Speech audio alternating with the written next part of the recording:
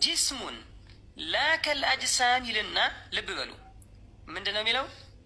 የቁሉ አላሁ ጅስሙን ላ ከልአጅሳም ይላል። ጅስሙን ላ ከልአጅሳም ይላል። ይህኛውም ምን ይላል? የቁሉ ጅስሙን ላ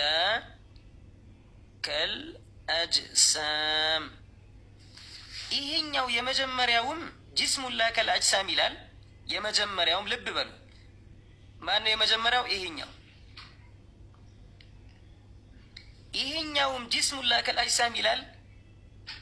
ይሄኛውም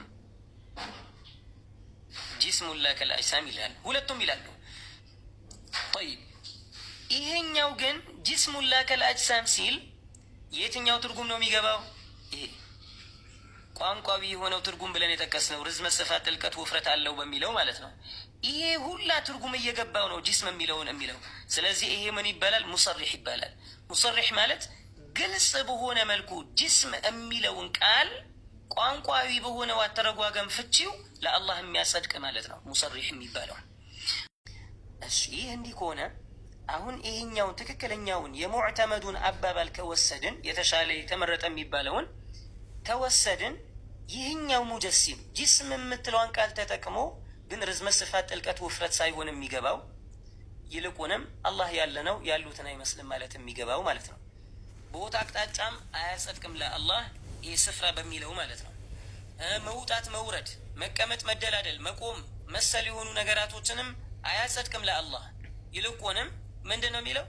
አላሁ ተባረከ ወተዓላ ፍጥረታቶችን አይመስልም፣ በፍጥረታት ባህሪ አልገልጸውም፣ አካልም አይደለም፣ በርዝመት በስፋት በጥልቀት በውፍረትም አይገለጽም ብለው ይላሉ። እነኚህ ሁላ ነገር ብቻ ጂስም የምትለዋን ቃል ብቻ ግን ይጠቀማሉ። እና ጂስም ቢሉም ግን የሚፈልጉበት የሚረዱት ምንድን ነው? የሚፈልጉበት ሳይሆን የሚረዱት ምንድን ነው?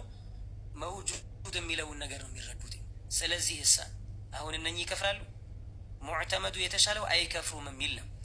ይሄኛው ሙጀሲም ልብ በሉ፣ ይሄኛው ሙጀሲም ይሄንን አላስከፍርም ያለ ሰው ይከፍራል አይባልም። ገባችሁ? ይሄኛውን አይደለም። ለምንድን ሲጀመር ይሄኛው ካፊር በመሆኑ ኺላፍ አለበታ። ካፊር በመሆኑ ኺላፍ አለበት። እንዳውም ካፊር አይደለም የሚለው ነገር እኮ ነው የአብዛኛው ዑለማዎች አቋም።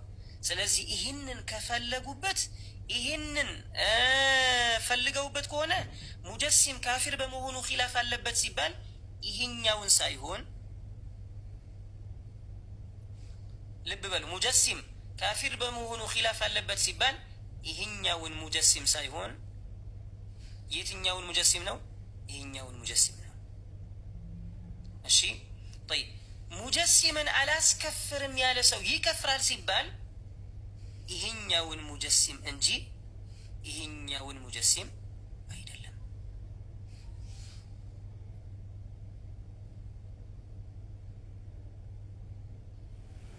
ወላሁ ተባረከ ወተዓላ አዕለም ወአሕከም።